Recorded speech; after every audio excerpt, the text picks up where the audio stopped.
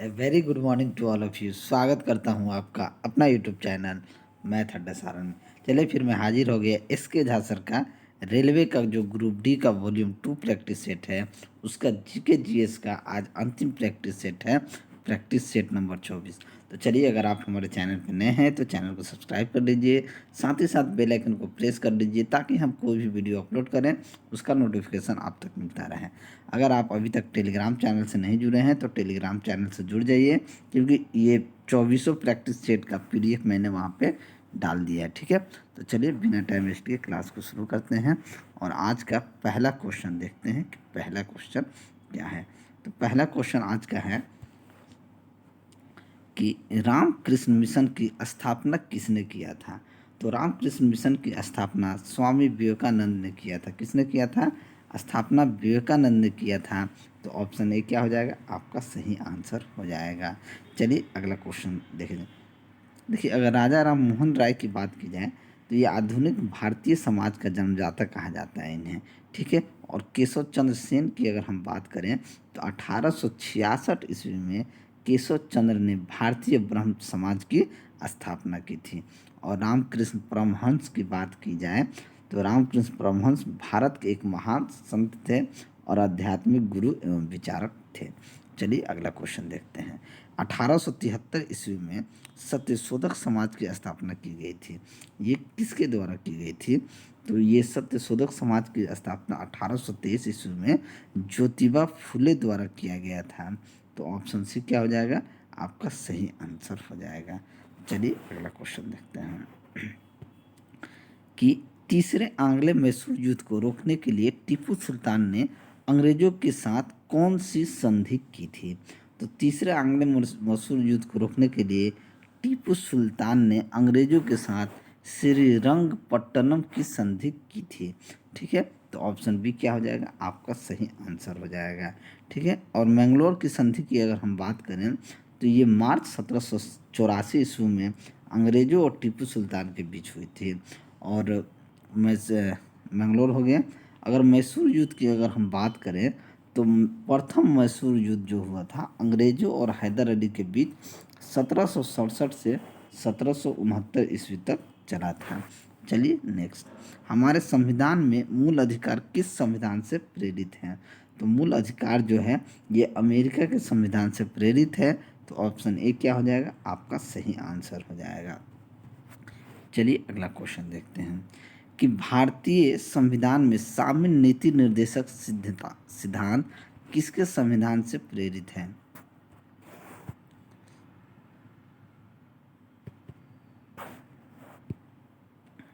थोड़ा सा दिक्कत आ गई, ठीक हो जाएगा। चलिए, भारतीय संविधान में शामिल नीति निर्देशक सिद्धांत किसके सिद्धांत से संविधान से प्रेरित हैं? तो ये संविधान जो है ये आपका आयरलैंड से संबंधित है। नीति निर्देशक सिद्धांत जो है आयरलैंड के संविधान से प्रेरित है। तो ऑप्शन डी क्या हो जाएगा? आपका सही आंसर हो जाएगा। चलिए नेक्स्ट, कि भारतीय भारतीय संविधान को आप किस प्रकार वर्णन करेंगे? तो भारतीय संविधान को विश्व के सबसे बड़े संविधान में से एक है। इसे हाथी के साइज के कहा जाता है। तो विश्व के सबसे विस्तृत संविधानों में से एक है। तो ऑप्शन सी क्या हो जाएगा? आपका सही आंसर हो जाएगा। भारत का संविधान जो है भारत का सर्वोच्च विधान है जो संविधान सभा द्वारा 26 नवंबर 1949 को पारित किया गया था। चलिए अगला क्वेश्चन, शैम्पेन जो है कहाँ की मूल जनजाति है? तो शैम्पेन जो है निकोबार द्वीप की मूल जनजाति है। तो ऑप्शन बी क्या हो जाएगा? आपका सही आंसर हो जाएगा। नेक्स्ट, यरलुंग जंगबो के नाम से तिब्बत में किस नदी को जाना जाता है? तो तिब्बत में ब्रह्मपुत्र के नाम से जाना जाता है। किसके नाम से जाना जाता है? तो ब्रह्मपुत्र के नाम से जाना जाता है। तो ऑप्शन डी क्या हो जाएगा? आपका सही आंसर हो जाएगा। नेक्स्ट, माओरी जनजाति का निवास स्थान कहाँ है? तो माओरी जनजाति का निवास स्थान जो है वो न्यूजीलैंड में है। कहाँ है? न्यूजीलैंड में है। तो ऑप्शन बी क्या हो जाएगा? आपका सही आंसर हो जाएगा। नेक्स्ट, धरातल से भूगर्भ की ओर जाने पर गहराई के साथ तापमान में वृद्धि दर क्या होती है? तो जब भी हम धरातल से भूगर्भ की ओर जाएंगे तो गहराई के साथ तापमान में वृद्धि 1 डिग्री सेंटीग्रेड प्रति 32 मीटर होगा। 1 डिग्री सेंटीग्रेड प्रति 32 मीटर होगा। तो ऑप्शन सी क्या हो जाएगा? आपका सही आंसर हो जाएगा। नेक्स्ट, कि बीमा नियामक एवं विकास प्राधिकरण IRDA का मुख्यालय कहाँ है? देखिए, मुख्यालय से बहुत सारे क्वेश्चन पूछे जाते हैं। तो जो IRDA का मुख्यालय है वो कहाँ है? हैदराबाद में है। तो ऑप्शन बी क्या हो जाएगा? आपका सही आंसर हो जाएगा। नेक्स्ट, भारत की राष्ट्रीय आय में सर्वाधिक योगदान किसका है? तो भारत के राष्ट्रीय आय में सर्वाधिक योगदान की अगर हम बात करें तो तृतीयक क्षेत्र का है। तो ऑप्शन सी क्या हो जाएगा? आपका सही आंसर हो जाएगा। चलिए अगला क्वेश्चन देखते हैं, कि सामान्यतः उत्तल दर्पण का प्रयोग डैश में होता है। तो उत्तल दर्पण का प्रयोग जो होता है पश्चदर्शी दर्पण में होता है। किस में होता है? पश्चदर्शी दर्पण। उत्तल दर्पण का दृष्टि क्षेत्र अधिक होता है, जिसके कारण गाड़ियों के पश्चदर्शी दर्पण में इसका उपयोग किया जाता है। ठीक है, तो ऑप्शन डी क्या हो जाएगा? आपका सही आंसर हो जाएगा। ठीक है। नेक्स्ट, प्रकृति में सबसे सशक्त बल कौन होता है? तो सबसे सशक्त बल होता है वो नाभिकीय बल होता है। तो ऑप्शन सी क्या हो जाएगा? आपका सही आंसर हो जाएगा। अगर हम बात करें, वैज्ञानिकों ने प्राकृतिक में 4 विभिन्न प्रकार के बलों को परिभाषित किया है। एक तो विद्युत चुंबकीय बल, सशक्त नाभिकीय बल, दुर्बल नाभिकीय बल और गुरुत्वीय बल। ठीक है। चलिए अगला क्वेश्चन, परावर्तन के नियम के अनुसार क्या होता है? तो क्या होता है? आपतन कोण सदैव परावर्तन कोण के बराबर होता है। क्योंकि प्रकाश का परावर्तन का दो नियमों पर आधारित होता है। आपतित किरण, परावर्तित किरण और अभिलंब तीनों एक ही तल पे होते हैं, और आपतन कोण परावर्तन कोण के बराबर होता है। तो आपतन कोण सदैव परावर्तन कोण के बराबर होगा। तो ऑप्शन सी क्या हो जाएगा? आपका सही आंसर हो जाएगा। नेक्स्ट, इंद्रधनुष की रचना किससे होती है? तो इंद्रधनुष की रचना जो है वो जल की बूंदों द्वारा सूर्य के प्रकाश के अपवर्तन और परावर्तन से होती है। तो ऑप्शन सी क्या हो जाएगा? आपका सही आंसर हो जाएगा। अपवर्तन और परावर्तन से क्या बनता है? इंद्रधनुष बनता है। ठीक है, अपवर्तन और परावर्तन से ही इंद्रधनुष बनता है। नेक्स्ट, निम्नलिखित विकल्पों में से कौन सा विकल्प ताप बजट की व्याख्या करता है? तो ताप बजट की व्याख्या कौन करता है? तो यह आगत विकिरण तथा निर्गत विकिरण का क्या होता है? संतुलन होता है। क्या होता है? संतुलन होता है। देखिए, ताप बजट का संबंध पृथ्वी पर आने वाले सौर विकिरण से, किससे है? सौर विकिरण से। तो ये क्या हो जाएगा? यह आगत विकिरण तथा निर्गत विकिरण का संतुलन है। तो ऑप्शन सी क्या हो जाएगा? आपका सही आंसर हो जाएगा। और पृथ्वी पर सूर्य से आपतित और निर्गत विकिरण के संतुलन को ताप बजट कहते हैं। ताप बजट किसको कहते हैं? पृथ्वी पर सूर्य से आपतित और निर्गत विकिरण के संतुलन को ताप बजट कहा जाता है। ठीक है। चलिए अगला क्वेश्चन देखते हैं, कि दृष्टि के अस्थायित्व का सिद्धांत किसके पीछे का सिद्धांत है? ये किसके पीछे का सिद्धांत है? तो ये सिनेमा के पीछे का सिद्धांत है। तो ऑप्शन बी क्या हो जाएगा? आपका सही आंसर हो जाएगा। नेक्स्ट, बरसात के दिन जल पर छोटी तैलीय परतों में चमकीले रंग दिखाई देते हैं, यह किसके कारण होता है? तो ये आपका प्रकीर्णन के कारण होता है। किसके कारण होता है? यह प्रकीर्णन के कारण होता है। तो ऑप्शन डी क्या हो जाएगा? आपका सही आंसर हो जाएगा। नेक्स्ट, डाल्टेनिज्म यानी प्रोटेनोपिया एक प्रकार का वर्णांधता है। उसमें रोगी कौन सा रंग नहीं देख पाता है? तो इसमें रोगी जो है ना हरा रंग देख पाएगा, ना लाल रंग देख पाएगा, ना नीला रंग। जब आपको प्रोटेनोपिया हो जाएगा तो हरा रंग, ना लाल रंग और नीला रंग, ये सभी रंग आप नहीं देख पाएंगे। तो ऑप्शन डी क्या हो जाएगा? आपका सही आंसर हो जाएगा। चलिए अगला क्वेश्चन, उस दृष्टि दोष को क्या कहते हैं जिसमें किसी पदार्थ के एक तल में बिंदु केंद्र में दिखाई देता है जबकि दूसरे तल में बिंदु केंद्र के बाहर दिखाई देता है? तो उस तल को हम कहते हैं अबिंदुता। क्या कहते हैं? अबिंदुता कहते हैं, तो ऑप्शन सी क्या हो जाएगा, आपका सही आंसर हो जाएगा। ठीक है, देखिए जिसमें भी जैसे उस दृष्टि दोष को अवंतर कहते हैं जिसमें किसी पदार्थ के एक तल में बिंदु केंद्र में दिखाई देते हैं जबकि दूसरे तल में बिंदु के बाहर दिखाई देते हैं। ठीक है, चलिए अगला क्वेश्चन देखते हैं कि निम्नलिखित में से क्या न्यूनतम वेग से कांच में संचलन करता है। तो न्यूनतम वेग से कांच में कौन संचलन करता है, तो बैगनी प्रकाश रंग जो होता है वो न्यूनतम वेग से कांच में क्या करता है, संचलन करता है। तो ऑप्शन सी क्या हो जाएगा, आपका सही आंसर हो जाएगा, क्योंकि बैगनी रंग का जो प्रकाश का अपवर्तन होता है वह सर्वाधिक होता है। ठीक है, चलिए नेक्स्ट, किसी तत्व के रासायनिक प्राकृतिक निम्नलिखित में से किस पर निर्भर करता है। तो किस पर निर्भर करता है, तो संयोजी इलेक्ट्रॉन पर निर्भर करता है। किस पे, तो संयोजी इलेक्ट्रॉन पर निर्भर करता है। तो ऑप्शन सी क्या हो जाएगा, आपका सही आंसर हो जाएगा। देखिए किसी तत्व का संयोजी इलेक्ट्रॉन उस तत्व के बाह्य कोश में उपस्थित इलेक्ट्रॉन होता है। चलिए अगला क्वेश्चन कि आवर्त सारणी के रूप में तत्वों का वर्गीकरण निम्नलिखित में से सर्वप्रथम किसने किया था। तो सर्वप्रथम मेंडलीफ ने किया था। तो ऑप्शन ए क्या हो जाएगा, आपका सही आंसर हो जाएगा। ठीक है, चलिए अगला क्वेश्चन देखते हैं कि विद्युत द्वारा किसी पदार्थ पर किसी वांछित धातु की परत निक्षेपित करने की प्रक्रिया को क्या कह जाते हैं। तो इस प्रक्रिया को हम क्या कहते हैं, विद्युत लेपन कहते हैं। ठीक है, जैसे विद्युत धारा पर किसी पदार्थ पर वांछित धातु की परत पर निक्षेपित करने की प्रक्रिया को क्या कहते हैं, हम विद्युत लेपन कहते हैं। तो ऑप्शन ए क्या हो जाएगा, आपका सही आंसर हो जाएगा। नेक्स्ट, अयस्क के ताप उपचार के प्रयोग को जिसमें गलाना और पकाना शामिल है क्या कहते हैं। तो अयस्क के ताप के उपचार के प्रयोग में जिसमें गलाना और पकाना शामिल होता है उसे पायरोमेटलर्जी कहते हैं। क्या कहते हैं, पायरोमेटलर्जी कहते हैं। तो ऑप्शन डी क्या हो जाएगा, आपका सही आंसर हो जाएगा। पायरोमेटलर्जी जो है खनन धातु विज्ञान की एक शाखा है। ठीक है, नेक्स्ट, रेलवे पटरियों को जोड़ने के लिए प्रयुक्त होने वाली अभिक्रिया में कौन सा अवकारक शामिल होता है, कौन सा अवकारक शामिल होता है। तो इसमें एल्युमिनियम अवकारक को शामिल किया जाता है। तो ऑप्शन ए क्या हो जाएगा, आपका सही आंसर हो जाएगा।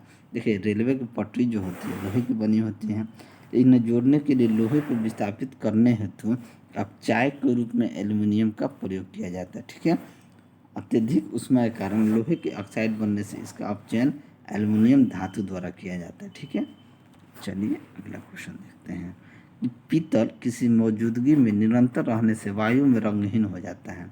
पीतल जो है रंगहीन हो जाता है किसके कारण, हाइड्रोजन सल्फाइड के कारण। तो ऑप्शन बी क्या हो जाएगा, आपका सही आंसर हो जाएगा। नेक्स्ट, तांबा किसके द्वारा शुद्ध होता है।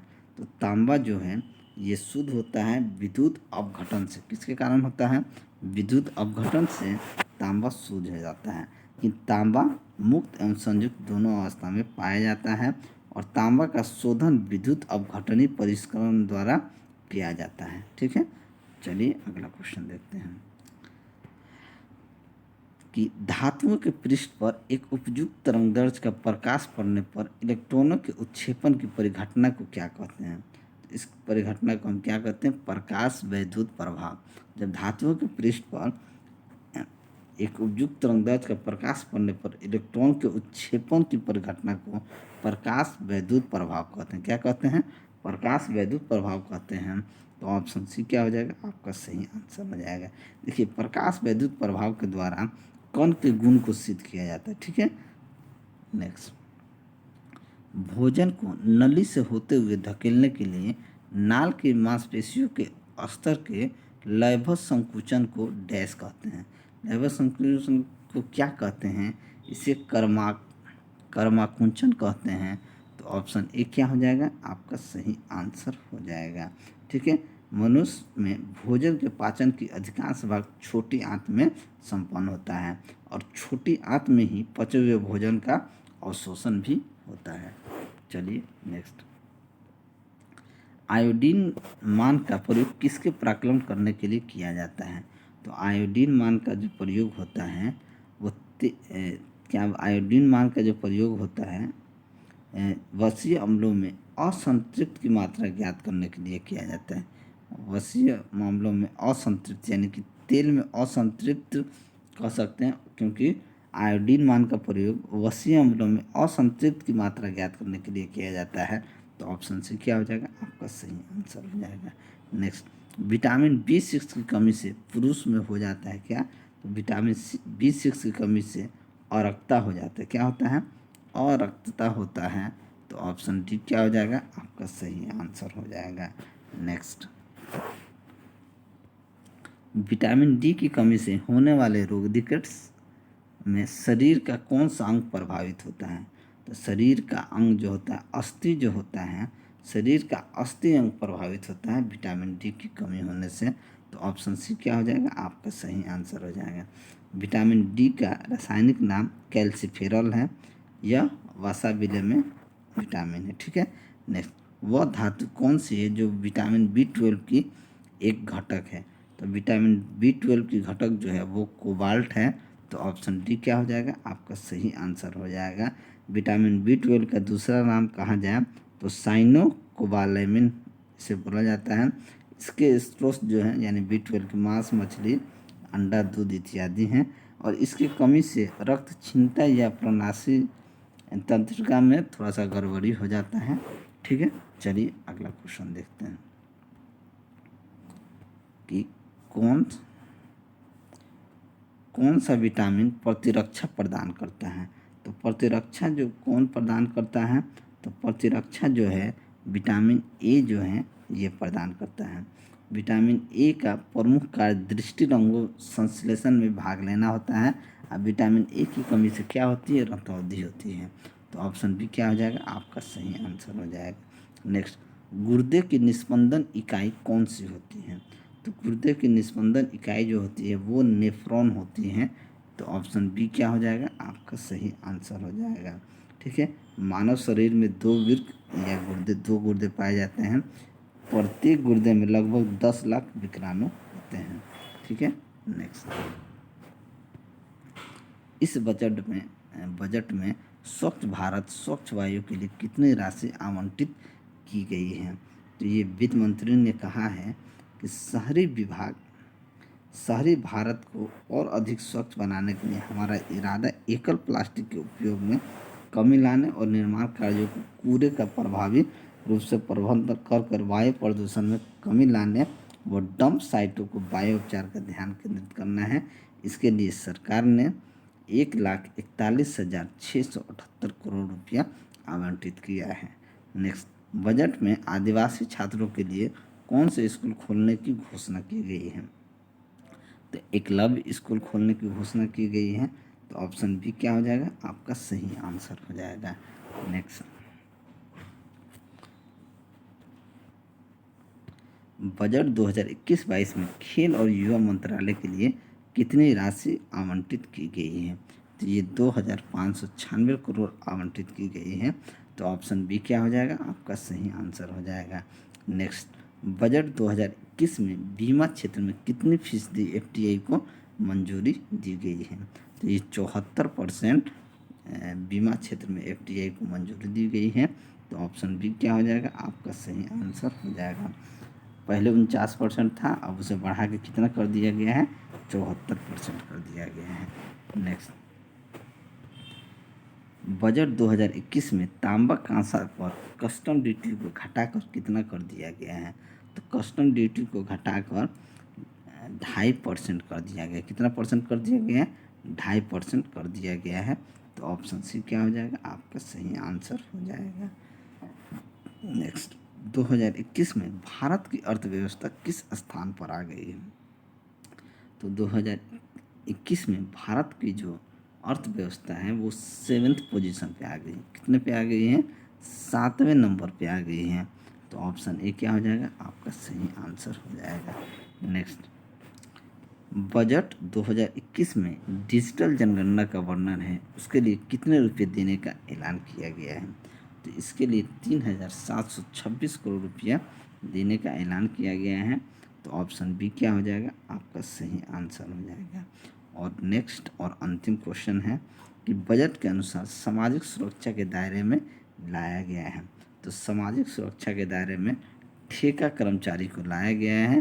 तो ऑप्शन ए क्या हो जाएगा, आपका सही आंसर हो जाएगा। तो चलिए, अगर मेरा वीडियो आपको अच्छा लगा हो तो वीडियो को लाइक करें, दोस्तों में शेयर करें। अगर आप हमारे चैनल पर नए हैं तो चैनल को सब्सक्राइब करें। मैं ऐसे ही वीडियो लेकर आपके सामने हाजिर होता रहूँगा।